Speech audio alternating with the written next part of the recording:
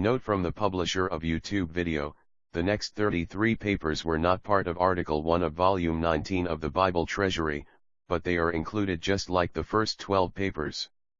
This way you have the complete works of William Kelly on the early chapters of Genesis. This work was done around 1895. End of note.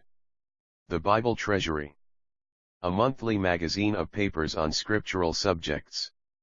Volume 19, Article 1, Part 61 of 93, 1892 and 1893. The Early Chapters of Genesis. By William Kelly. Genesis 10 verse 1. This comprehensive, instructive, and interesting chapter, followed by Genesis 11 verses 1 to 9, which has its own special importance, is devoted to a description of a new element among mankind, its various nations divided into their lands, every one after his tongue. Before the deluge, no such distinction subsisted. Immense as the population might be, they were not thus associated any more than marked off one from another. Jehovah took care that the line of Seth should be guarded for his ways then, and for his purposes in the future. There were moral differences between Cain and his descendants from early days, and an awful form of creature lawlessness arose before God executed judgment on all flesh in earth corrupt before him, and filled with violence. But there was no government on the one hand yet established by God, nor was there any division into nations, nor yet diversity of language. After the flood God had introduced the principle of government, committing the charge into the hands of men. As the next fact of the widest moment for the earth, the origin of the nations which were about to play their part is made known to us, and this with a special view to his choice of a people for himself, and separated to himself. Even it is seen first tried and failing through sin, as Adam had been in the world before the flood. Of this, the Old Testament is the ample witness and the awful proof, before his grace intervenes in the second man and the Messiah of Israel to deliver both man and Israel, as he will the church and the universe, on the ground of divine righteousness and ever-enduring mercy to the praise of himself and the Lamb. The fact is before all eyes. Nothing exists more notorious in ordinary and universal knowledge, save perhaps for the most isolated of savages, than the many races and tongues and peoples of mankind, each having its own separate bond of union. Yet how this fact began, so pregnant in history, not one of these nations can tell, nor do the most ancient, one does not ask of formal records, but, of incidental monuments go far enough back to explain. Yet here it is written with simple and calm dignity by the instrument God chose for the purpose. It was easy for him, who knew all from before the beginning, to make known distinctly and accurately what it seemed good in his eyes to reveal to his people. This he has done in the short compass of a single chapter, Genesis 10, with his moral ground for so separating mankind in the first paragraph of the following chapter. We shall find there an adequate, not to say the absolutely necessary reason for his intervention at once for his own glory and on behalf of guilty man, unless we assume that he who but recently instituted responsible government in man's hand was indifferent to a rebellion as slighting to himself as ruinous to man. This drew out from him a dealing equally simple and effectual, which issued in the scattering of man over the earth according to God's will, but in separate nationalities to the frustration of man's will against God. As Israel then was to be his earthly people, God made known in a brief survey the sources of all the nations here below, having provided, laid down, and committed to man government in its root principle.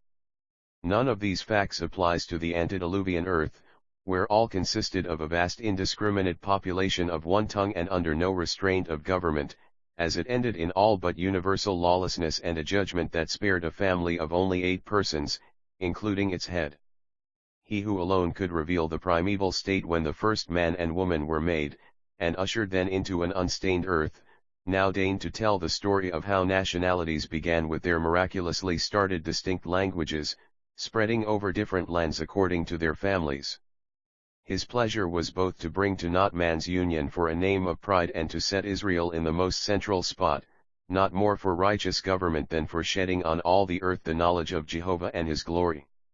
So says Deuteronomy 32 verse 8, when the Most High gave to the nations their inheritance when he separated the children of Adam, he set the bounds of the peoples according to the number of the children of Israel.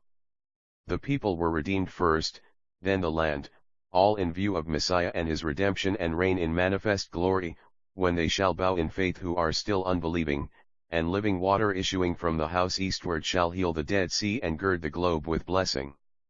See Ezekiel 47, and Joel 3 verse 18, and Zechariah 14 verses 8 and 9 adds that half goes westward, the sign doubtless of universal blessing from the divine center in that day. The first chapter of Genesis presents the origin of the world, especially of the earth, sea, and land, and its inhabitants, above all of man himself its head and God's representative. Then in Genesis 2 the special relations of man with God, with the lower creaturehood, and with woman his counterpart, which necessitates for completeness and accuracy the special divine name of Jehovah Elohim. The sliding of these revelations exposes to atheism or a powerless theism. Science cannot penetrate the secrets of the beginnings by the confession even of one so self-confident and skeptical as J.S. Mill, in his Logic. The domain of science is either purely abstract or applied to what is already created, but how it came to be is outside its ken. Here in Genesis 10, we are given to survey a fact of immense importance to the government of the earth. The first rise of families into separate nations and tongues, history has utterly failed to indicate, as science fails, in the material realm. Revelation, as it kept intact two chronological lines in Genesis 5, here too supplies the manifest and invaluable light of God with a special view to his earthly people, followed by the moral cause laid before us in Genesis 11 which brings in, as it ought, the name of Jehovah throughout its earlier paragraph, whereas it only appears exceptionally, though for good reason, in Genesis 10 verse 9. All the lessons and monumental records of all the earth combined are not to be compared for certainty or comprehensiveness with this sacred ethnography, grounded on genealogy, and linked with geography. God gave it by Moses as he alone could. Facts of great weight as to the antediluvians are related in Genesis 4, and, what to some may seem strange, in the family of Cain with religion but without faith. Therein arose city life, arts, and sciences, literary verse, among men who forgot the fall, ignored sin and the Savior, and strove to embellish the earth into a worldly paradise. As the unity of the race was absolute at the beginning, so it was virtually in Noah after the deluge. The outward progress of mankind must have been all the greater because of their longevity. Whatever it was, the sons of Noah possessed all on their new start. No theory is more fallacious than the pretended ages of stone, bronze, and iron. Men, in their wanderings into rude forest life or other forms of savagery, fell into the circumstances of such facts, which still exist under similar conditions, to generalize them, as successive periods through which all passed, is mere myth, not history. And these are the generations of Noah's sons, Shem, Ham, and Japheth, and sons were born to them after the flood, Genesis 10 verse 1.